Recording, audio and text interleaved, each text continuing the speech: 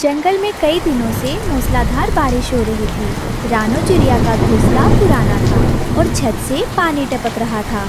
माँ, बहुत जोरों की भूख लगी है। पेट में चूहे दौड़ रहे हैं। माँ, आज तो वो करवा नीम मत खिलाना। हमें वो टीवी में दिखने वाली लंबी लंबी मैगी खानी है। मेरे प्यारे कुकू और गुड़िया, मेरी बात सुनो और शांत हो जाओ। मुझे पता है कि तुम्हें बहुत भूख लगी है, लेकिन ये जंगल है, शहर नहीं। यहाँ हम दोस्तों, ये रहे हमारी आज की वीडियो के प्यारे सब्सक्राइबर्स और फॉलोअर्स के नाम।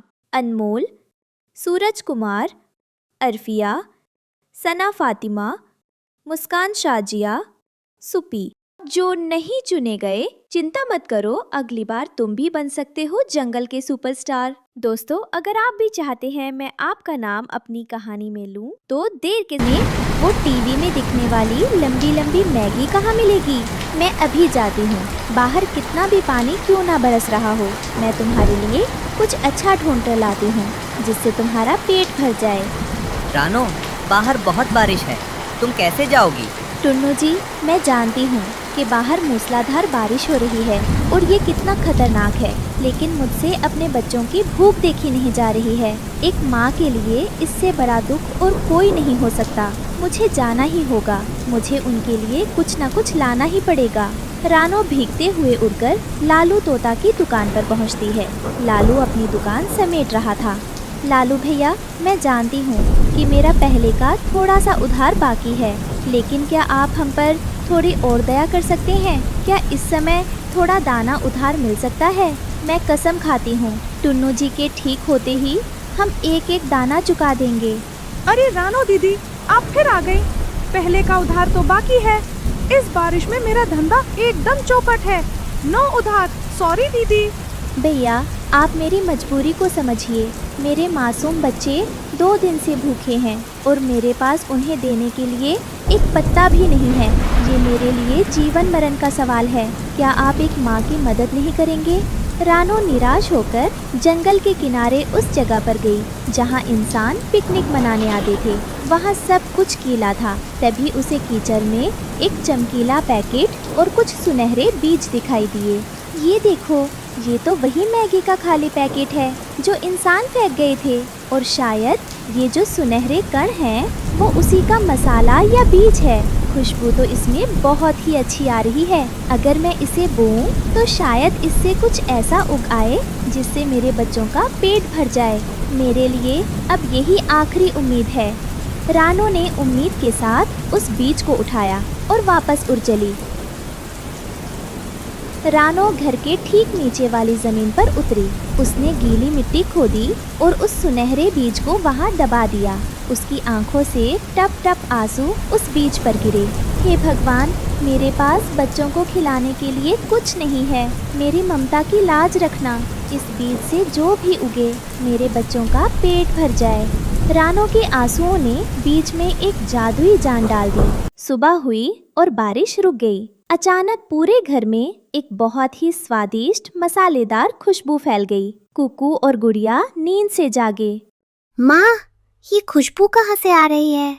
रानो, बाहर देखो तो सही, क्या चमत्कार हुआ है। रानो ने बाहर देखा तो हैरान रह गई। जहाँ उसने बीज बोया था वहाँ एक छोटा सा पेड़ उगाया था, जिस पर पत्तों की जगह पकी हुई गर्मा गर्म मैगी लटक रही थी। रानो और बच्चे तुरंत पेड़ के पास गए। रानो ने प्यार से पेड़ से मैगी तोड़ी और बच्चों को दी। वाह माँ, ये तो दुनिया का सबसे टेस्टी खाना है। धीरे धीरे खाओ बच्चों, ये भगवान का आशीर्वाद है। माँ, अब हम कभी भूखे नहीं रहेंगे ना? नहीं बेटा, जब तक हम मिलजुल कर रहेंगे भगवान सब ठीक रखेंगे। मैगी की खुशबू हवा में उड़ते हुए कालू कौवा और उसकी पत्नी गोरी के घर तक पहुंच गई। वे दोनों अपनी बैल्कनी में बैठे थे। कालू जी, उह, क्या खुशबू है। लगता है जंगल में कोई दावत उड़ा रहा है। ये खुशबू तो उस गरीब रानो के घर की तरफ से आ रही है। कल तक तो रो रही थी, आज दावत? जरूर कोई खजाना हाथ लगा है। चलो चलकर देखते हैं। रानो अपने बच्चों को खाना खिला रही थी। तभी कालू और गोरी वहां आ धमके। जादुई पेड़ देखकर उनकी आंखें फटी रह गईं। रुको, ये पेड़ यहाँ कैसे उगा? ये जमीन तो मेरे परदादा की थी। नहीं कालू भैया, ये पेड़ मैंने अपनी मेहनत से उगाया है। ये मेरे बच्चों के लिए है। चुप कर, ये जादुई पेड़ हमारा है, हम इसे लेकर जाएंगे। कालू भाई, ऐसा मत करो, हम गरीब हैं, हमारे पेट पर लात मत मारो। कालू ने उनकी एक ना सुनी और धमकी देकर चला गया कि शाम को पेड़ ले जाएगा। रानो रोते हुए नदी किनारे गई, जहाँ उसकी सहेली बबली कबूतरी बैठी थी। बबली, कालू भैया मेरा जादुई पेड़ छीनना चाहते हैं, अब मेरे बच्चे क्या खाएंगे? रानो, हिम्मत मत हारो, जादू सिर्फ चीजों में नहीं होता, तुम्हारे आंसुओं और प्यार में था। लालच उस पेड़ को रास नहीं आएगा, तुम देखना, ऊपर वाला न्याय करेगा। शाम को कालू और गोरी बड़े बड़े थैले लेकर आए और पेड़ को जड़ से उखाड़ लिया। मेरा जादुई पेड़ मत ले जाओ। हट जाओ रास्ते से। अब ये पेड़ मेरे घर के आंगन में लगेगा, हम रोज मैगी खाएंगे। कालू भैया, ये पेड़ ममता से उगा है, ये आपके पास नहीं बचेगा। कालू ने अपने घर के पास गड्ढा खोदा और पेड़ को लगा दिया।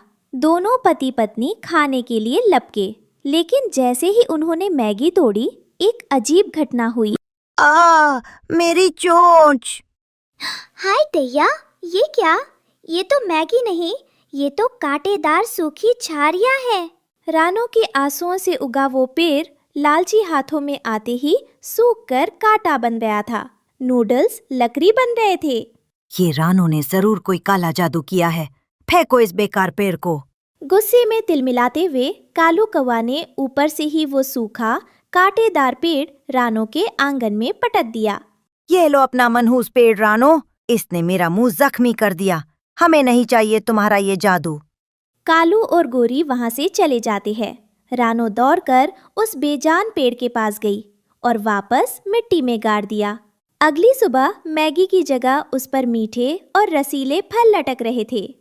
रानो देखो, पेड़ फिर से जी उठा, लेकिन मैगी गायब है, अब तो फल लगे हैं। अच्छा हुआ जी, मैगी से लालच पड़ा था, लेकिन ये फल हमारी भूख मिटाएंगे। जादू मैगी में नहीं, हमारी मेहनत और प्यार में था। उस दिन रानो का परिवार साधारण फल खाकर भी सबसे ज्यादा खुश था, क्योंकि उनके पास सुकून और एक दूसरे का साथ। सुबह होते ही रानो चिड़िया का तिनकों का छोटा घोंसला जाग उठता था, जिसमें वह अपने 12 बच्चों के साथ रहती थी। मम्मा, भूख लगी है। मम्मा, मुझे भी। मम्मा, बहुत जोरों की भूख लगी है, आप कब तक हमें खाना दोगी? भूख की वजह से मेरे पेट में जोरों का दर्द हो रहा है। देखते ही देखते मम्मा भूख लगी है की आवाज 12 अलग अलग पतली आवाजों में गूंजने लगती है। दोस्तों, ये रहे हमारी आज की वीडियो के प्यारे सब्सक्राइबर्स और फॉलोअर्स के नाम। रोहित अरोड़ा, मुस्कान, परवीन, ऋतिक कुमार, सद्दाम खान। जो नहीं चुने गए, चिंता मत करो, अगली बार तुम भी बन सकते हो जंगल के सुपरस्टार। दोस्तों, अगर आप भी चाहते हैं मैं आपका नाम अपनी कहानी में लूं, तो देर किस बात की, जल्दी से कमेंट करके अपना नाम हमें। भगवान, आज इन 12 पेटों को कैसे भरूंगी? घर में एक दाना भी नहीं बचा है। रानो चिड़िया अपने 12 बच्चों को दिलासा देकर घोंसले से निकल पड़ती है। जंगल के मुख्य रास्ते पर कालू कौवे ने एक बड़ा सा ठेका बना रखा था। उसने अपने गले में कालू ठेकेदार जंगल का मालिक की तख्ती लटकाई हुई थी। ए, कहाँ जा रहे हो? कालू बंटी कबूतर को रोकता है, जो अपनी चोंच में एक छोटा सा तिनका दबाए था। कालू भैया, वो घर की छत टूट गई थी, बस एक तिनका ले जा रहा था। तिनका मुफ्त का नहीं है, ठेकेदार जी ने जंगल के हर तिनके, हर लकड़ी, हर फल पर टैक्स लगा दिया है। लाओ, 10 दाने निकालो। 10 दाने एक तिनके के? ये तो जुल्म है। जुल्म नहीं, जंगल का नया कानून है। दाने दो, वरना तिनका यहीं रखो और दफा हो जाओ। रानो चिड़िया दूर से कालू का ठेका देख रही थी। वह जानती थी कि उसके पास कालू को देने के लिए एक भी दाना नहीं है। कालू ने जंगल से दाना लेना नामुमकिन कर दिया है। मुझे इंसानों की बस्ती की तरफ ही जाना होगा। अपने बच्चों का भूखा चेहरा याद करके वो हिम्मत जुटाकर जंगल के किनारे की ओर उड़ चलती है। जंगल के उस पार एक किसान और उसकी पत्नी अपने खेत में चावल की फसल काट रहे थे। भाग्यवान, इस बार फसल बहुत अच्छी हुई है। हाँ जी, पर देखो ना, काटते वक्त कितना सारा अनाज जमीन पर गिरकर बिखर रहा है। अरे, इतने बड़े खेत में थोड़ा बहुत तो गिरेगा ही। ये चिड़िया चुनमुन के काम आ जाएगा। हमारा पेट भरेगा तो इन बेजुबानों का भी पेट भरना चाहिए। आप भी ना, चलो जल्दी काम खत्म करते हैं। रानो चिड़िया एक पेड़ पर छिपकर सब देख रही थी। जैसे ही किसान और उसकी पत्नी खाना खाने के लिए दूर गए, रानो तेजी से नीचे उतरी। 1, 2, 3। रानो जमीन पर गिरे चावल के एक एक दाने को अपनी चोंच में इकट्ठा करने लगती है। वह सिर्फ एक दाना नहीं उठा रही थी, वह अपने 12 बच्चों का जीवन उठा रही थी। बस थोड़े और। रानो चिड़िया दानों से भरी चोंच लिए जंगल लौटती है, लेकिन कालू ठेकेदार उसे नाके पर रोक लेता है। वाह वाह रानो चिड़िया, चोंच तो खूब भरी हुई है। ये तो चावल के दाने हैं, कहाँ से चुरा कर लाई? कालू भैया, ये मैंने चुराए नहीं है, ये इंसानी खेत में गिरे पड़े थे। मेरे बच्चे भूखे हैं, मुझे जाने दीजिए। जंगल में घुसने का टैक्स? भैया, मेरे पास आपको देने के लिए कुछ नहीं है। ये जो चोंच में है वही दे दो। नहीं, ये मेरे 12 बच्चों के लिए है। वो सब सुबह से भूखे हैं। तो क्या मैं भूखा मरूं? निकालो सारे दाने। कालू कौवा जबरदस्ती रानो पर झपट्टा मारता है, जिससे सारे चावल के दाने जमीन पर बिखर जाते हैं। गोरी कौवी तेजी से उन दानों को इकट्ठा करने लगती है। आइंदा टैक्स दिए बिना जंगल में घुसी तो इससे भी बुरा हाल करूंगा। थोड़ी दूर गिलू गिलहरी और हरिया तोता छिपकर ये सब देख रहे थे। बेचारी रानो दीदी, उस जालिम कालू ने एक माँ से उसके बच्चों का निवाला छीन लिया। ये जुल्म है। रानो के 12 बच्चे हैं। वो उन तक एक दाना भी नहीं ले जा पाई। हमें कुछ करना होगा हरिया भैया। ये अकेला रानो दीदी का सवाल नहीं है, ये पूरे जंगल का सवाल है। वे दोनों तुरंत जंगल के बाकी पक्षियों और जानवरों को ये खबर सुनाने के लिए दौड़ पड़ते हैं। कालू ने हद कर दी। उसने रानो के बच्चों के लिए लाए आखिरी दाने भी छीन लिए। अब कोई चुप नहीं बैठेगा। क्या हम सब अपने बच्चों को भूखा मरते देखेंगे? अगर आज हम रानो के लिए नहीं खड़े हुए तो कल हमारी बारी होगी। उनकी आवाज सुनकर सब पक्षी इकट्ठा हो जाते हैं। जंगल में कालू के अत्याचारों के खिलाफ एक धीमी दबी हुई आवाज उठने लगती है। रानो खाली चोंच लिए रोती हुई घोंसले में लौटती है। 12 बच्चे उसे देखते ही मम्मा खाना लाई, ये कहकर चिल्लाने लगते हैं। रानो की आंखों से आंसू बहने लगते हैं। उसे अपनी चोंच के कोने में फंसा चावल का बस एक दाना मिलता है। एक दाना, और बच्चे 12। वो उस एक दाने के 12 नन्हे टुकड़े करती है और एक एक कण अपने बच्चों की चोंच में डाल देती है। बच्चों की भूख जरा भी नहीं मिटी। रानो खुद पानी पीकर अपने भूखे बच्चों को देखते हुए सो जाती है। आधी रात को रानो अपने भूखे बच्चों को लोरी सुना रही थी। तभी घोंसले में एक जादुई चमकती हुई तितली आती है। रानो, मैंने तुम्हारी ममता देखी। तुमने एक दाने को 12 बच्चों में बांटा। तुम्हारी ममता का ये बलिदान साधारण नहीं है। पर मेरे बच्चे भूखे हैं। जिस जंगल में तुम जैसी माँ हो, वहाँ जुल्म नहीं चल सकता। तुम्हारी ममता ने आज जुल्म को हरा दिया है। तितली घोंसले से बाहर उड़ती है और अपने पंख जोर से फड़फड़ाती है। एक तेज जादुई हवा का झोंका सीधे कालू के ठेके की तरफ जाता है। कालू और गोरी अपने ठेके पर बैठे पंछियों से लूटे हुए दाने गिन रहे थे। वो रानो तो आज भूखी ही सो गई होगी और उसके बच्चे भी। तभी वो जादुई आंधी वहां पहुंचती है। अरे ये अचानक इतना तेज तूफान कहाँ से आया? हाय, मेरे दाने, मेरे सारे दाने उड़ गए। कालू जी, मुझे पकड़ो। मैं खुद को नहीं संभाल पा रहा हूँ, बचाओ! वो जादुई आंधी कालू और गोरी दोनों को उनके ठेके, लूटे हुए दानों और उनकी ठेकेदार वाली तख्ती समेत उड़ाकर जंगल से बहुत दूर किसी बंजर जमीन पर फेंक देती है, जहाँ दूर दूर तक कोई दाना या पक्षी नहीं था। जुल्म करने वाले जा चुके हैं। तुम्हारी ममता ने जंगल को आजाद करा दिया है। कल सुबह जंगल आजाद होगा। तितली गायब हो जाती है। रानो चिड़िया को एक नई हिम्मत और सच्चा सुकून महसूस होता है। अगली सुबह गिलू और हरिया अच्छी खबर सुनाते हैं। जंगल के सभी जानवर मिलकर खुशी मनाते हैं और उसी दिन जंगल में ममता दिवस मनाने का फैसला करते हैं, ताकि सभी को याद रहे कि प्यार और निस्वार्थता ही सबसे बड़ी शक्ति। तेज तूफानी बारिश हो रही थी। रानो चिड़िया का तिनकों का घोंसला जगह जगह से टपक रहा था। उसके बच्चे कुकू और गुड़िया एक कोने में ठंड से कांप रहे थे। मम्मा, बहुत ठंड लग रही है। सारा बिस्तर गीला हो गया है। मम्मा, अगर ये ऐसे ही टपकता रहा तो हमारा घोंसला टूट जाएगा और हम सब नीचे गिर जाएंगे। नहीं मेरे बच्चों, मैं हूँ ना, बस थोड़ी देर और। ये रात कट जाए, सुबह होते ही मैं मजबूत घास फूस लाकर सब ठीक कर दूंगी। तुम बहादुर बच्चे हो।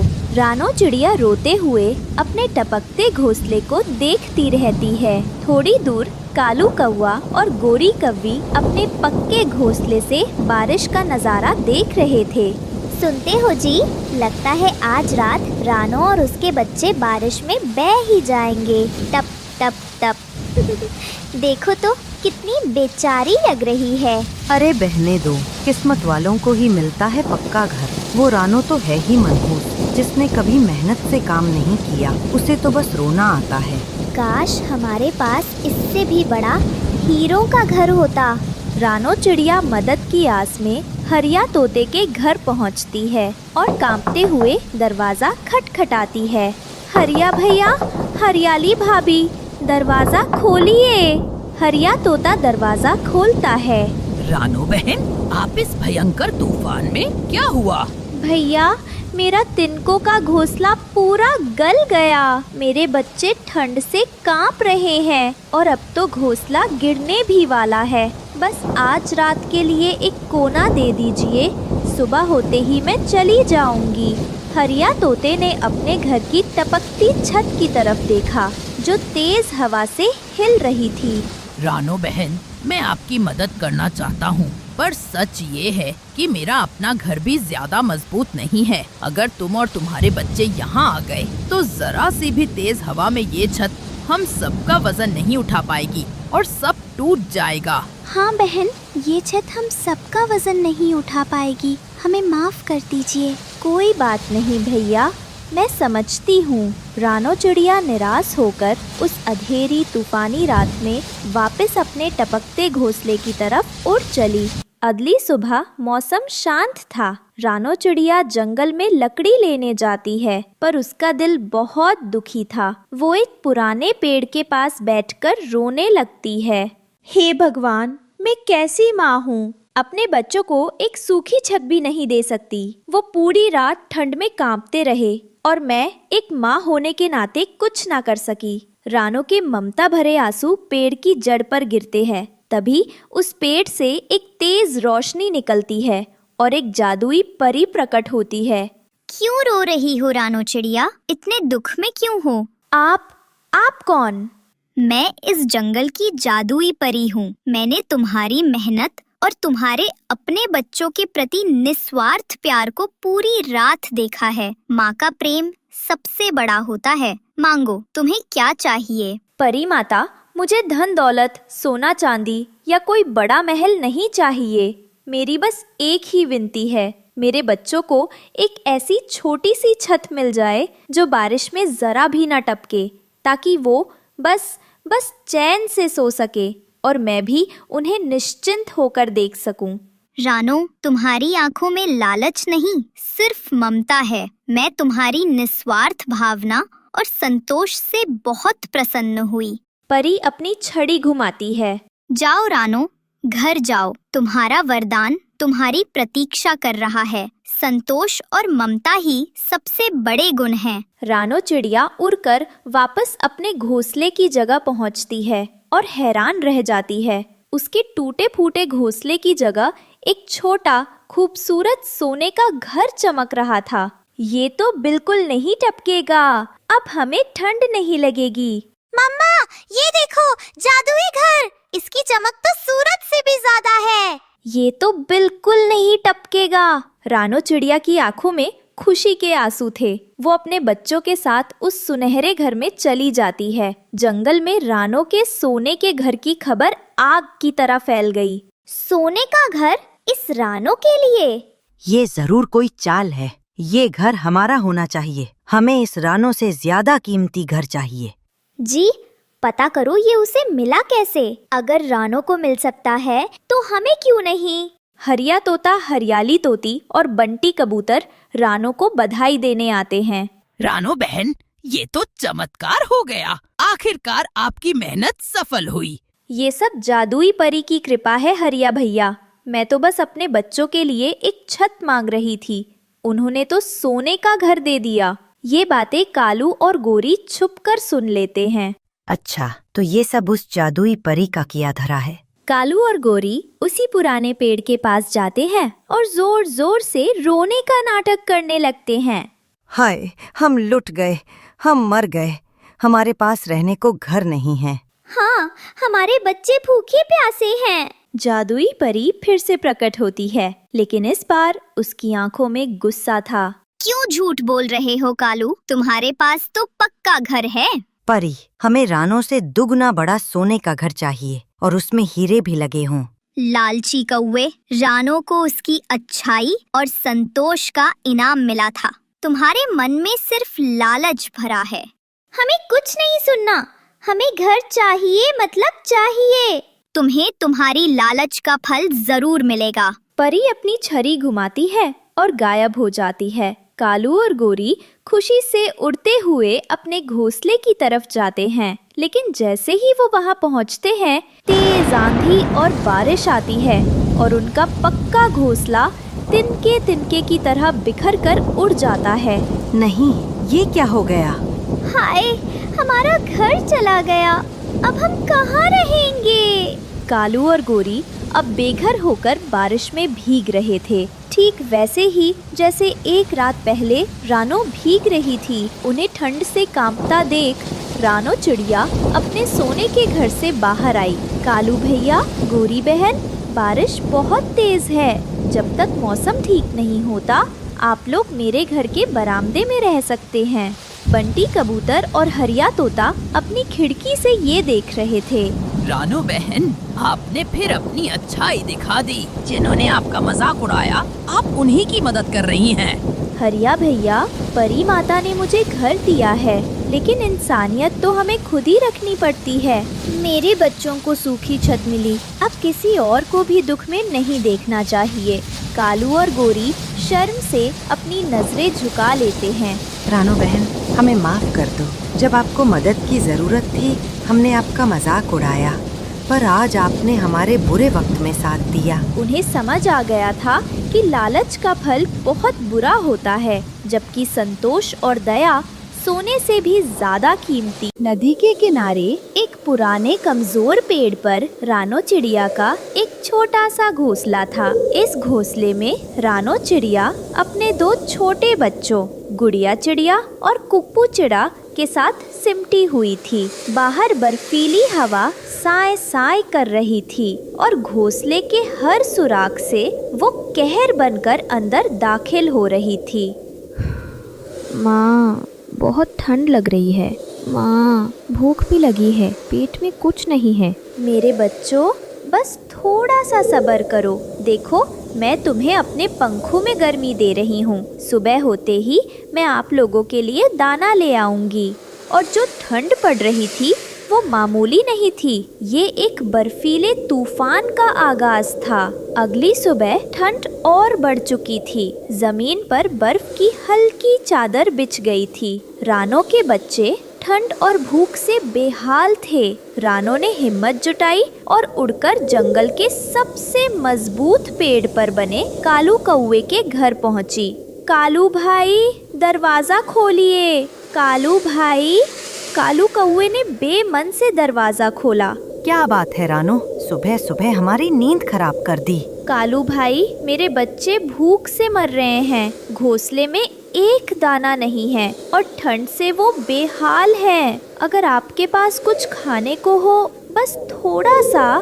देखा, मैंने कहा था ना, ये मांगने ही आई होगी। अरे जब मौसम अच्छा था तब सोचना चाहिए था। हमने दिन रात मेहनत करके अनाज जमा किया है, ऐसे ही किसी को देने के लिए नहीं। गोरी सही कह रही है रानो, हर किसी को अपने बच्चों के लिए खुद ही सोचना पड़ता है। जाओ, जाकर खुद मेहनत करो, हमारे पास फालतू अनाज नहीं है। कालू ने रानो के मुंह पर ही दरवाजा बंद कर दिया। रानो अब हरिया तोते के घर पहुंची। हरिया भाई। अरे रानो बहन, आप आइए, अंदर आइए। आप इतनी कांप क्यों रही हैं? क्या बताऊं हरिया भाई, घर में खाने को कुछ नहीं है। बच्चे ठंड से अकड़ रहे हैं। कालू भाई के पास गई थी, मगर उन्होंने। हम समझ गए रानो बहन, कालू भाई का दिल तो पत्थर का है। लेकिन सच कहें तो इस बार ठंड ने हमें भी बहुत परेशान किया है। हमारे पास भी ज्यादा इंतजाम नहीं है। हरियाली तोती अंदर गई और एक छोटा सा अमरूद का टुकड़ा ले आई। बहन, अभी हमारे पास बस यही है। आप ये ले जाइए और बच्चों को खिला दीजिए। अल्लाह रहम करेगा।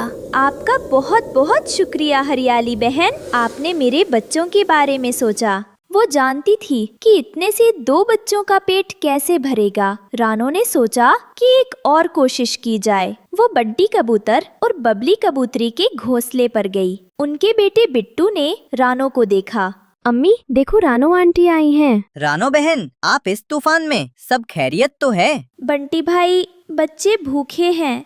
रानो बहन, आप हमें शर्मिंदा मत कीजिए, आप फौरन ही ले जाइए। हम और बिट्टू आज पानी पीकर गुजारा कर लेंगे, लेकिन आपके बच्चे भूखे नहीं सोएंगे। हाँ बहन, बस हिम्मत रखिए, ये मुश्किल वक्त भी गुजर जाएगा। उसने शुक्रिया अदा किया और उन दानों को लेकर अपने घोंसले की तरफ उड़ चली। रानो जब घोंसले में पहुंची तो दिल कांप गया। अमरूद का टुकड़ा और मुट्ठी भर दाने गुड़िया और कुकू ने एक पल में खत्म कर दिए। उसी वक्त बर्फीली हवा का एक जोरदार झोंका आया। माँ, हमारा घर टूट गया। माँ, सांस नहीं आ रही। कुकू, मेरे बच्चे, तुम्हें क्या हुआ? रानो ने जल्दी से कुछ तिनके लगाकर सुराख बंद करने की कोशिश की, लेकिन हवा बहुत तेज थी। कुकू की हालत बिगड़ रही थी और उसका जिस्म तप रहा था। रानो समझ गई, उसके बेटे को ठंड लग गई थी और तेज बुखार चढ़ रहा था। ये जंगल की सबसे खौफनाक रात थी। बर्फबारी शुरू हो चुकी थी। रानो का टूटा हुआ घोंसला किसी भी पल गिर सकता था। माँ, मुझे बहुत डर लग रहा है। क्या हम मर जाएंगे? नहीं मेरी बच्ची, आपकी माँ के होते हुए आप लोगों को कुछ नहीं होगा। आप बस आंखें बंद कर लो। या अल्लाह, मुझ गरीब पर रहम फरमा। मैंने अपनी जिंदगी में किसी का बुरा नहीं किया। मेरे बच्चों को इस तरह सजा मत दे। मैं अपनी जान दे सकती हूँ, बस मेरे बच्चों की जिंदगी बख्श दे। कुकू अब खांस भी नहीं पा रहा था। उसकी सांसें बहुत हल्की चल रही थी। रानो बार बार उसे हिलाती, कुकू बेटा आंखें खोलो, बात करो। रानो से अपने बच्चों की ये हालत देखी नहीं गई। वो इस तूफानी रात में घोंसले से बाहर निकली। माँ, आप कहाँ जा रही हैं? हमें छोड़कर मत जाओ। मैं कहीं नहीं जा रही गुड़िया, मैं बस आप दोनों के लिए गरम कपड़े और खाना लेकर अभी आती हूँ। आप अपने भाई का ख्याल रखना। रानो बर्फीले तूफान में उड़ पड़ी। वो हर पेड़, हर घोंसले पर गई, ये उम्मीद करते हुए कि शायद कहीं कोई सूखी घास, कोई रुई का टुकड़ा या खाने का एक दाना मिल जाए, लेकिन सब तरफ सिर्फ बर्फ थी। ये एक माँ की अपनी औलाद को बचाने की आखिरी जद्दोजहद थी। उधर जंगल के बाकी पंछी अपने अपने मजबूत घरों में बैठे थे। हरिया जी, मुझे रानो बहन की बहुत फिक्र हो रही है। उस बेचारी के बच्चे कितने छोटे हैं। हमने बस जरा सा अमरूद दिया, उतने से क्या हुआ होगा। मैं भी यही सोच रहा हूँ हरियाली, ये तूफान बहुत जालिम है। सुनिए जी, रानो बहन अभी तक लौटी नहीं। बच्चे अकेले होंगे। मेरा दिल बहुत घबरा रहा है। तो मैं क्या करूं? मैंने उसे कहा था मजबूत घर बनाओ, मेरी बात नहीं मानी। अब भुगते। घंटों तक भटकने के बाद रानो को रुई का एक छोटा सा फाहा मिला। वो उसे लेकर घोंसले में पहुंची, लेकिन जब वो घोंसले में पहुंची तो उसके पैरों तले जमीन खिसक गई। कुकू कुकू खामोश लेटा था, वो हिल नहीं रहा था। माँ देखो ना, कुकू आंखें नहीं खोल रहा। मैं कब से इसे उठा रही हूँ, ये उठ ही नहीं रहा। माँ, कुकू मेरे बच्चे। उसका जिस्म बर्फ की तरह ठंडा पड़ चुका था। उसकी सांसें शायद रुक गई थीं। रानो का दिल टूट गया। वो समझ गई कि उसने अपने बेटे को खो दिया है। वो अपने घोंसले से बाहर निकली और उस बर्फीले तूफान में जोर जोर से रोने लगी। कोई है? कोई मेरे बच्चे को बचा लो। मेरा कुकू मुझे छोड़कर चला गया। या अल्लाह, ये क्या जुल्म है। कोई तो मदद करो। रानो की चीखें सुनकर सब उसके घोंसले में पहुँचे। रानो बहन, हिम्मत रखो। कुकू को क्या हुआ? बंटी भाई, इसकी सांसें बहुत हल्की चल रही हैं। ये अभी जिंदा है। हमें इसे फौरन गर्मी देनी होगी। इतने में कालू कौवा का भी परिवार वहाँ आ पहुँचा। जब कालू ने उस नन्ही सी ठंडी पड़ी जान को देखा तो उसका पत्थर दिल भी मोम की तरह पिघल गया। गोरी, अभी इसी वक्त घर जाओ और हमारा सबसे गर्म कंबल और अनाज की बोरी लेकर आओ। हरिया भाई, रानो बहन के घोंसले में अब जान नहीं बचेगी। हम सब मिलकर इन बच्चों को मेरे घर ले चलते हैं। नहीं कालू भाई, आपका घर बहुत ऊंचा है, वहाँ हवा तेज है। बंटी भाई का घर जमीन के करीब है और चारों तरफ से बंद है। वो सबसे महफूज है। फिर वो सब बंटी के घर गए। बबली कबूतरी ने फौरन गर्म पानी का इंतजाम किया। गोरी कव्वी, जो कल रानो को भगा रही थी, आज खुद अपने पंखों से कुकू को गर्मी दे रही थी। रानो बहन, हो सके तो मुझे माफ कर देना। मैं इतना अंधा हो गया था कि अपने घमंड के आगे मुझे इन मासूमों की तकलीफ नजर नहीं आई। अगर आज इस बच्चे को कुछ हो जाता तो मैं खुद को कभी माफ नहीं कर पाता। कुछ देर बाद कुकू ने धीरे धीरे अपनी आंखें खोल दी। माँ, तूफान अभी थमा नहीं था, लेकिन उस छोटे से कबूतर के घर के अंदर आज सब पंछियों ने मिलकर उस कहर को हरा दिया था। शुक्रिया आप सबका। और उस रानो चिड़िया अपना दाना ढूंढ लेती है और फिर कालू कौवे से कहती है, कौवे भैया, मैंने अपना दाना खा लिया और अपने परिवार के लिए दाना जमा भी कर लिया, मगर तुम्हारे पास दाना नहीं है। क्या तुम अपने परिवार के लिए दाना नहीं लेकर जाओगे? कौन सा परिवार, कौन सा दाना? मैं अपने लिए जीता हूँ। मुझे परिवार की कोई जरूरत नहीं है। मैंने अपना पेट भर लिया। मुझे किसी की कोई चिंता नहीं है और न ही मुझे किसी की जरूरत है। कौवा ऐसे कहते हुए पेड़ के साथ टेक लगाकर सो जाता है और चिड़िया अपने बच्चों के लिए दाना लेकर चली जाती है। घर जाकर रानो चिड़िया अपने बच्चों को दाना देती है। बच्चे दाना खा रहे थे, जिन्हें देखकर चिड़िया बहुत खुश थी। मम्मा पापा कब आएंगे? मैं भूखा हूँ। पापा कब आएंगे? जग्गू बेटा, अब तो सारे जंगल के पक्षी दाना लेकर वापस घरों को आ गए हैं। तुम्हारे पापा ना जाने कहाँ चले गए हैं। मैं पड़ोसियों से पूछ कर आती हूँ। फिर गौरी कौवी अपने पड़ोसन रानो चिड़िया के पास जाती है। चिड़िया, मेरा बेटा बहुत भूखा है। क्या तुमने कालू को कहीं देखा है? वो अभी तक दाना लेकर घर नहीं आया। गोरी बहन, वो मेरे साथ ही भोजा लेने गया था, मगर वो अपना पेट भरकर वहाँ ही पेड़ के साथ लगकर सो गया। वो कह रहा था, मुझे परिवार की कोई जरूरत नहीं है। मैं अपने परिवार के लिए दाना नहीं लेकर जा सकता। इससे तो अच्छा है मैं मर ही जाऊं। एक माँ अपने बच्चों को कैसे भूखा देख सकती है। फिर गोरी कौवी उड़ती हुई कालू कौवे के पास जाती है। कालू, उठो उठो कालू, तुम यहाँ सोए हो और जग्गू भूख से मर रहा है। तुमने मेरी नींद खराब कर दी। क्यों आई हो तुम यहाँ? तुम्हें बताया किसने कि मैं यहाँ हूँ? अभी तुम जवान हो, जब बूढ़े होगे तो फिर पता चलेगा कि घर परिवार क्या होता है। जब बूढ़ा हो जाऊंगा तो देख लूंगा। अभी तो मैं अपना पेट भर सकता हूँ, मैं उड़ सकता हूँ, मैं लड़ाई कर सकता हूँ। गोरी कौवी क्या करती? वो बेचारी अपने बेटे को भूखा कैसे देख सकती थी। गोरी कौवी सारे जंगल में इधर उधर दाना देखती है, मगर शाम के बाद दाना कहाँ मिलता है। थक हार कर गोरी कौवी वापस अपनी पड़ोसन चिड़िया के पास जाती है और उससे 2 दाने उधार ले लेती है।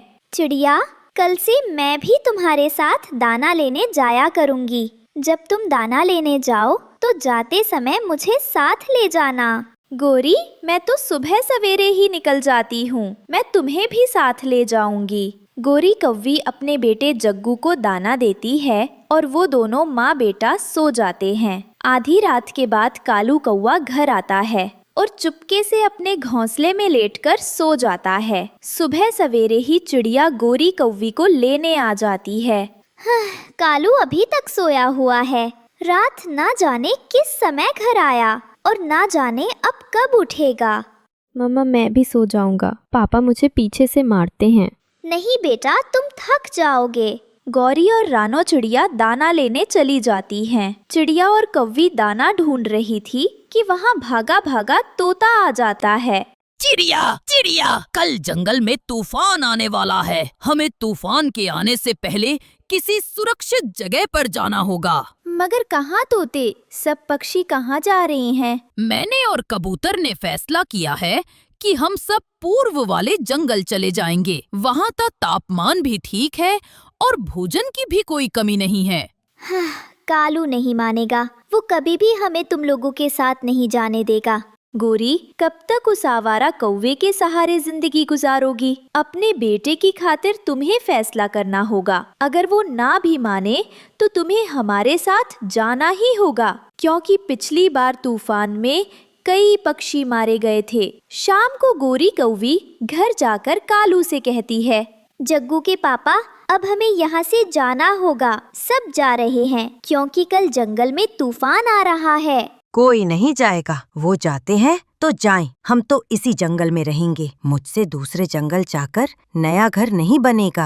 हम कुछ दिनों के लिए तिनकों का घोंसला बना लेंगे। कालू, मान जाओ, हमारा बेटा भी है, उसका तो ख्याल करो। मगर कालू कौवा नहीं मानता। दूसरी सुबह रानो, चिड़िया, कबूतर और तोता गोरी कौवी को लेने पहुंच जाते हैं। मैंने कहा, खबरदार, कोई नहीं जाएगा यहाँ से। ठीक है, अगर तुम नहीं जाना चाहते तो मैं जा रही हूँ। मैं अपने बेटे को अपनी आँखों के सामने मरता हुआ नहीं देख सकती। सोच लेना, दोबारा मैं किसी को इस घर में आने नहीं दूंगा। जब हम वापस आएंगे तो फिर देख लेंगे, अभी तो हम जा रहे हैं। कौवे, मारे जाओगे? जिद छोड़ दो। तूफान से कैसे सामना करोगे? मैं कोई बूढ़ा कौवा हूँ? अभी मैं 80 साल का जवान हूँ। तेरी सारी जवानी बारिश के पानी में बह जाएगी। अपने दोस्तों के बिना, अपने परिवार के बिना तुम कैसे अकेले तूफान से मुकाबला करोगे? सब कौवे को समझाने की कोशिश करते हैं, मगर वो तो दूसरे जंगल जाकर काम करने से डर रहा था। गौरी कौवी अपने बेटे को साथ लेकर अपने दोस्तों के साथ ही निकल जाती है। दोपहर तक वो पक्षी पुराना जंगल छोड़कर नए जंगल तक पहुंच जाते हैं। फिर वो सब थोड़ी देर आराम करने के लिए रुक जाते हैं। रानो चिड़िया अपनी पोटली से दाना निकालकर अपने बच्चों को देती है। वो सब नदी से ठंडा पानी पीते हैं और फिर से उड़ते हैं। शाम से पहले पहले वो सारे दोस्त पूर्व वाले जंगल पहुंच जाते हैं। दोस्तों, अब हम रात गुजारने के लिए अपने अपने तिनकों के घोंसले बना लेते हैं। अगर मिलकर काम करेंगे तो काम जल्दी खत्म हो जाएगा। मैं लकड़ियाँ लाता हूँ। और मैं सूखा घास लाता हूँ। मैं और चिड़िया घोंसले बनाने का काम शुरू करती हैं। फिर वो सब अपना अपना काम बांटकर काम में लग जाते हैं। पीछे कालू कौवा घर की छत पर चढ़कर सो रहा था। तेज हवा का उसे एहसास ही नहीं था। उसे ये भी खबर न थी कि थोड़ी देर बाद जंगल में क्या होने वाला है। रात शुरू होने से पहले ही जंगल में तूफान आ जाता है। कौवा उठकर घर की खिड़की बंद करता है, मगर तूफान इतनी जोर का था कि उसके घर की खिड़की उखड़ कर दूर जा गिरती है। बारिश का पानी कौवे के घर में आने लगता है। कौवा इधर उधर देखता है कि अब वो कहाँ जाए। अभी वो घर से बाहर निकला ही था कि उसका घर भी नीचे गिरकर टूट जाता है। कोई है, मेरी मदद करो, मैं मुश्किल में हूँ। कौवा बेबस मदद की गुहार लगा रहा था। दूसरी तरफ सारे पक्षी भूर वाले जंगल में अपने अपने घोंसले बनाकर सुरक्षित सोए हुए थे। वहाँ न बारिश थी न तूफान। कौवा उड़ने की कोशिश करता है तो एक कांटेदार पेड़ में फंस जाता है। शायद अब मैं इसी पेड़ में फंसा फंसा मर जाऊंगा। बहुत बड़ी गलती की जो मैंने उन सब की बात ना मानी। आज अगर मैं अपने परिवार के साथ होता, अपने दोस्तों या पड़ोसियों के साथ होता, तो कोई ना कोई मेरी मदद जरूर करता।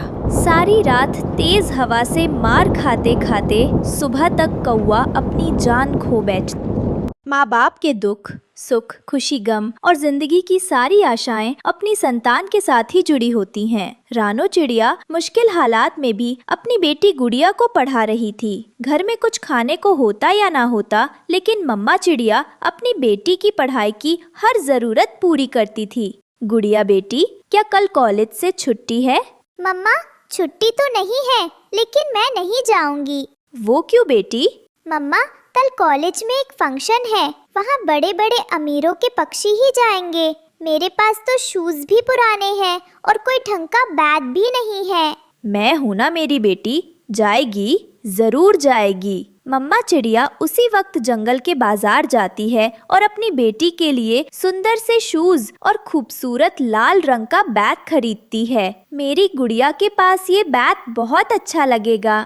बहन जी, बड़ा हौसला है आपका, जो इतने मुश्किल हालात में भी अपनी बेटी की हर जरूरत पूरी करती है। आज के दौर में बच्चों की पढ़ाई कौन सा आसान काम है। कबूतर भैया, मेरी यही इच्छा है कि मेरी बेटी पढ़ लिख कर इस काबिल बन जाए कि अपने पाँव पर खड़ी हो सके। मैं अपनी बेटी को कामयाब पक्षी बनाना चाहती हूँ। गुड़िया दूसरे दिन कॉलेज जाती है। वक्त गुजरता गया और फिर वो दिन भी आ गया जब उसकी पढ़ाई मुकम्मल हो गई।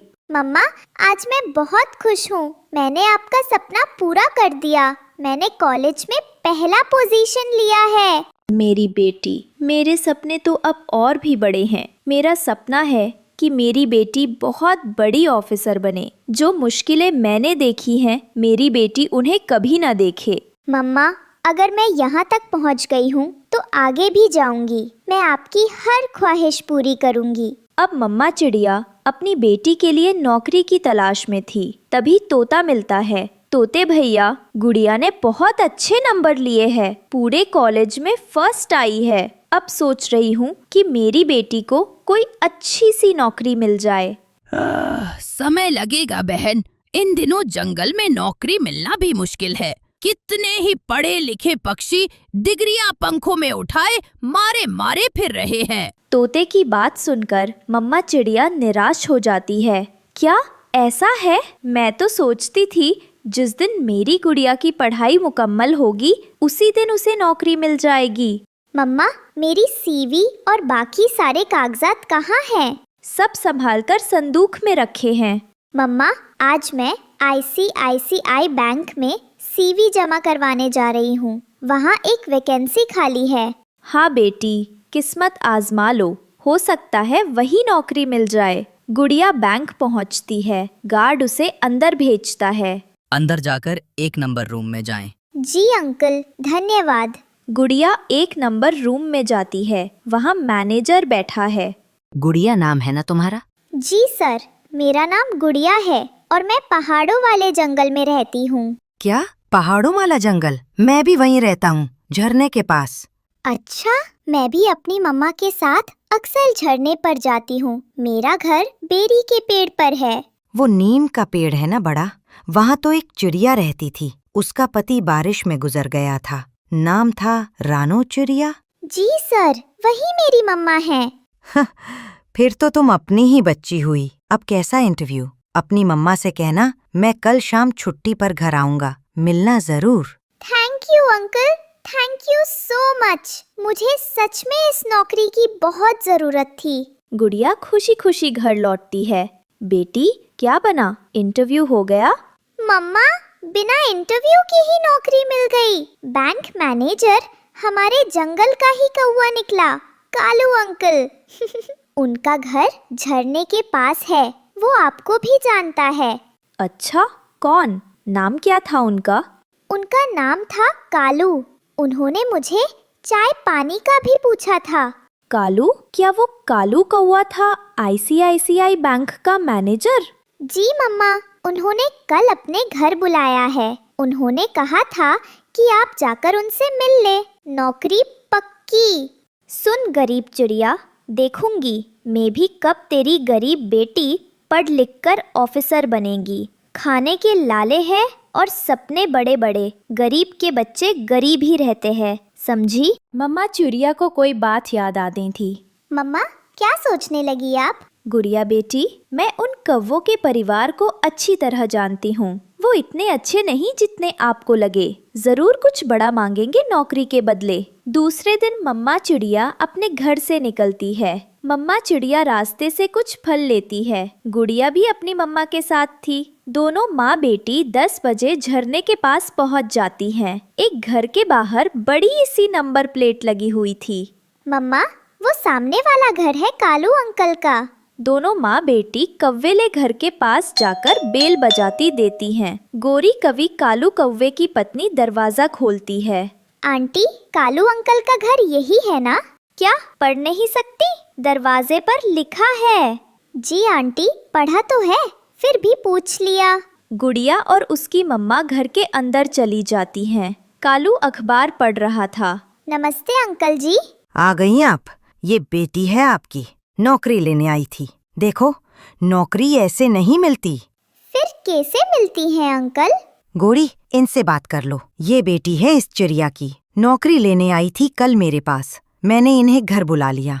चिड़िया, 1 लाख रुपए रिश्वत देना पड़ेगा और ये 1 महीने में ही कमा लेगी। ये सुनकर दोनों माँ बेटी की तो सांसें रुक जाती हैं और वो एक दूसरे के मुंह की तरफ देखने लगती हैं। 1 लाख? लेकिन हम इतने गरीब हैं, कहाँ से लाएंगे? मैंने तुमसे 1 साल पहले ही कहा था, अपनी बेटी को पढ़ाने की बजाय झाड़ू पोछा सिखाओ। नौकरियाँ ऐसे ही नहीं मिलती, कुछ पाने के लिए कुछ खोना पड़ता है। रहने दो गोरी, रहने दो। मैंने तो अपने जंगल की करके घर बुलाया था इनको। मुझे क्या पता था ये पक्षी मांग तांग कर खाने वाले हैं। अब मैं ये नौकरी बुलबुल को दे दूंगा। सुन लिया? और कोई बात? अब आप जाएं। हाँ, मुझे मॉर्निंग शो देखना है। अंकल, अखबार में तो लिखा था कि अगर कोई रिश्वत मांगे तो शिकायत करें। इज्जत देना सीखिए, नहीं तो खुद बेइज्जत होंगे। चलो चलो, निकलो निकलो यहाँ से। गोरी, निकालो इन्हें घर से और ये 2 सेब और 2 केले भी उठा कर ले जाओ। ऐसे नौकरी नहीं मिलती। मम्मा और गुड़िया शर्मिंदा होकर घर लौटती हैं। मम्मा, वो कौवा अंकल तो बहुत फ्रॉडी निकला। बैंक में इतना अच्छा बन रहा था। मुझे तो इनका बहुत पहले ही पता था। ये कौवा तो चोरियां करता था। इसके पिताजी ने कुछ ले देकर इसे बैंक में लगवा दिया। मेरे साथ ही पढ़ता था ये। 1 नंबर का चोर है कालू कौवा। गुड़िया न्यूज़पेपर पढ़ती है और अगले दिन आईसीआईसीआई बैंक के हेड ऑफिस में कॉल करती है। वो शिकायत दर्ज करवाती है। सर, वो मुझसे 1 लाख रुपए रिश्वत मांग रहे हैं। आप कल अपनी मुकम्मल सीवी के साथ हेड ऑफिस दिल्ली वाले जंगल आ जाएं। गुड़िया अगले दिन इंटरव्यू देती है, पास हो जाती है और उसकी शिकायत पर कालू कौवा सस्पेंड कर दिया जाता है। अब गुड़िया आईसीआईसीआई बैंक की नई मैनेजर बन जाती है। गुड़िया ने अपने और अपनी मम्मा के सपने पूरे कर दिए। रिश्वतखोर कालू कौवा जेल की हवा खाता है और रानो चिड़िया की ईमानदारी जंगल भर में मिसाल बन जाती है। सफर कितना भी मुश्किल हो, रास्ते में कितने भी अंधेरे हों, आखिर कट ही जाते हैं और रोशनियां मिल ही जाती हैं, क्योंकि हर अंधेरी रात के बाद एक चमकता हुआ रोशन दिन जरूर आता है। प्यारे दोस्तों, इस कहानी को लाइक करें, शेयर करें और चैनल को सब्सक्राइब करना ना भूलें। धन्यवाद। जंगल में काली घटाएं छाई थी। तेज बारिश लगातार हो रही थी। बारिश का पानी रानो चिड़िया के घोंसले की छत से टपकने लगा। टिप टिप टिप की आवाज पूरे घर में गूंज रही थी। धीरे धीरे पानी घोंसले में भरता जा रहा था। तभी रानो चिड़िया की नींद टूटती है। अरे, पानी हमारे घोंसले में घुस आया है। कुक्कू, गुड़िया, बेटा जल्दी उठो, पानी तुम्हारी तरफ बढ़ रहा है। वो दोनों बच्चों को जल्दी से अपने पंखों में समेट लेती है। हे भगवान, मैं इस अंधेरी और बरसती रात में कहाँ जाऊँ? मेरे दोनों बच्चे नींद में हैं और बाहर तूफान मचा हुआ है। पानी लगातार बढ़ रहा था। रानो चिड़िया एक पत्ते जैसी बाल्टी से पानी निकालकर बाहर फेंकने लगी, लेकिन पानी रुकने का नाम ही नहीं ले रहा था। कुक्कू बेटा, गुड़िया, अब हमें यहाँ से निकलना ही होगा। मम्मा, मुझे बहुत डर लग रहा है। हाँ मम्मा, ये गरजते बादल मेरे कान फाड़ देंगे। अरे डरो मत, तुम्हारी मम्मा तुम्हारे साथ है। चलो मेरे पीछे आओ। जैसे ही वो अपने बच्चों को लेकर बाहर निकली, पीछे से धड़ाम की आवाज के साथ घोंसला टूटकर नीचे गिर गया। हे भगवान, तेरा लाख लाख शुक्र है, तूने हमें बचा लिया, वरना अभी अभी हम सब इस गिरते घोंसले के नीचे दब जाते। बिजली चमक रही थी। गरजते बादल जंगल को हिला रहे थे। बाकी सभी पक्षी अपने घरों में दुबके बैठे थे। कोई बाहर झांकने की हिम्मत नहीं कर रहा था। चलो बेटा, हम कोई घना पेड़ ढूंढते हैं। आज की रात वहीं गुजारेंगे। कुछ दूर जाकर उसे एक बड़ा पेड़ दिखाई देता है। वह बच्चों को लेकर उसके नीचे बैठ जाती है। मम्मा, मुझे बहुत ठंड लग रही है। मम्मा, मुझे तो खांसी भी होने लगी है। रानो चिड़िया ने पंख से कुकू का माथा छुआ। उसका पंख तपते हुए जैसे जल गया। हे राम, कुकू, तुझे तो तेज बुखार है। ऐसे कैसे ये रात गुजारूं? हमें किसी के घर मदद मांगनी पड़ेगी। रानो चिड़िया अपने बच्चों को लेकर सबसे पहले तोते के घर जाती है। तोते भैया, दरवाजा खोलो, मेरी मदद करो। अरे रानो चिड़िया बहन, तुम्हारी हालत तो बहुत खराब लग रही है, लेकिन मैंने कितनी बार कहा था कि अपना घर पक्का बना लो। अब देखो। भैया, मेरे बेटे को बुखार है। आज की रात हमें अपने घर में रहने दो। न, मेरा घर बहुत छोटा है, इसमें जगह नहीं है। दरवाजा बंद कर देता है। रानो चिड़िया मायूस होकर कबूतर के घर पहुंचती है। कबूतर भैया, मेरे घर की छत टूट गई है, मुझे अपने घर में जगह दे दो। अरे, मेरा घर पहले से ही भरा हुआ है। बबली बहन और उसके भांजे आए हैं, तुम कहीं और जाओ। कबूतर भी दरवाजा बंद कर देता है। फिर वह कौवे के घर जाती है। तो वे भैया, दया करो, ये आखिरी दर है, इसके बाद कहीं और नहीं जाऊंगी। अरे रानो चिड़िया, तुम जानती हो हमारा घर कितना गंदा है, तुम रह ही नहीं पाओगी। कोई बात नहीं भैया, मेरे बच्चे बीमार हैं, हमें रहने दो। इतने में गोरी कौवी बाहर आ जाती है। अरे छोटी चिड़िया, तुम्हें चैन नहीं है क्या? सबको जगाकर क्यों परेशान कर रही हो? जाओ, कहीं और जाओ। वो भी दरवाजा बंद कर लेते हैं। रानो चिड़िया बेबस होकर बच्चों से कहती है, चलो बेटा, अब हमें खुद ही सहारा ढूंढना होगा। घने जंगल में भटकते भटकते उन्हें एक लाल चमक दिखाई देती है। मम्मा देखो, वहाँ कुछ चमक रहा है। हाँ मम्मा, शायद कोई हमारी मदद कर दे। वो चमकती हुई लाल मिर्च थी। मिर्च अचानक हिलने डुलने लगी और आवाज आई, मैं साधारण मिर्च नहीं, जादुई मिर्च हूँ। मैं दिल की हर इच्छा पूरी कर दूंगी। क्या सच में? किताबों की बातें होती हैं ये। मगर चलो आज आजमा लेते हैं। वह मिर्च को खुले मैदान में रख देती है। बच्चे मन ही मन इच्छा करते हैं, हमें अच्छा और पक्का घर चाहिए। जैसे ही बिजली कड़कती है, मिर्च एक विशाल घर में बदल जाती है। हे भगवान, हमारी दुआ सुन ली तूने। घर के अंदर ढेर सारा भोजन और सुख सुविधाएं थीं। रानो चिड़िया बच्चों को लेकर उसमें चली जाती है। तभी परी प्रकट होती है। कुकू, तुमने घर तो मांगा, लेकिन अपने लिए दवा क्यों नहीं मांगी?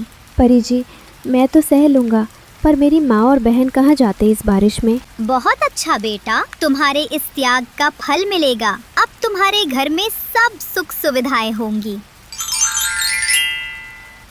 धीरे धीरे बारिश और तेज हो गई। तोते, कबूतर, कौआ सभी के घर टूट गए। वे सब भटकते भटकते रानो चिड़िया के विशाल घर के पास पहुंचते हैं। अरे अमीर पक्षी जी, हमें अपने घर में जगह दे दो। दरवाज़ा खुलता है और अंदर से रानो चिड़िया बाहर आती है। ये मेरा घर है, आप सबका भी। यहाँ कोई अमीर गरीब नहीं, सब बराबर हैं।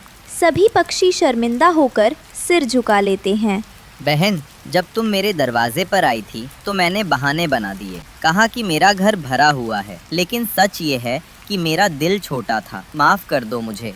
हाँ बहन, मैं भी दोषी हूँ। मेरा घर छोटा नहीं था, मेरा सोच छोटा था। उस वक्त तुम्हें बाहर ठुकरा दिया। आज जब मेरा घर टूटा है तो समझ आया आसरा मिलना कितना जरूरी होता है। रानो, मैं तो हमेशा तुम्हें ताने मारता रहा, तुम्हारे गरीबपन का मजाक उड़ाता रहा, और आज देखो, उसी गरीब समझी जाने वाली रानो के घर मैं आसरा मांग रहा हूँ। सच है, इंसान या पक्षी अमीर घर से नहीं, बड़े दिल से होता है। रानो चिड़िया की आंखें भर आईं। भाइयों बहनों, गलतियाँ सबसे होती हैं। आओ, इसे अपना घर समझो। सब पक्षी घर में आते हैं, भोजन करते हैं और रात हंसी खुशी गुजारते।